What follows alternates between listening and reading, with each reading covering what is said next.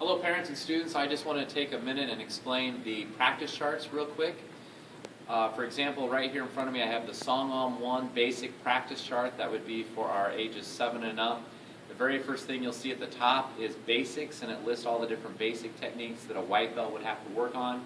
The very first one is a high block. For example, if I'll demonstrate a high block on one side and then a high block on the other side, that would mark off one square. I need to do that 20 times on each side, and that way I'd be able to mark off all 20 squares. I do the same thing for each technique that's listed through the basics. The next part of the practice charts is the line drills, or the lines. Line number 1, for example, on this one it lists 5 different techniques.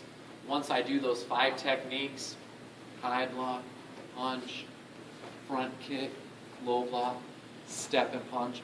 Once I've done those 5 techniques, or what's called line number 1, then I can mark off one square. I need to do that 10 times to be able to mark off all 10 squares. Same thing down below where it says one steps. For example, there's a one step here that says I listen.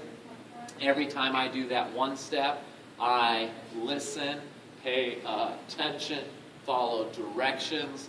I'm a Karate Kid, or I'm a Tiny Tiger. Each time I do that one step, I would mark off one box. Same thing, once I've done it 10 times, I mark off all 10 squares. At the very bottom, it talks about doing the whole form. That would be completing both lines 1 and 2 of this practice chart. Once I've done that, lines 1 and 2 10 times, I get to mark all 10 squares down at the bottom. If you have any other questions, just catch one of the instructors before or after class, or you can also reach us at our email address, ssanders@sandersata.com. Thank you for your time.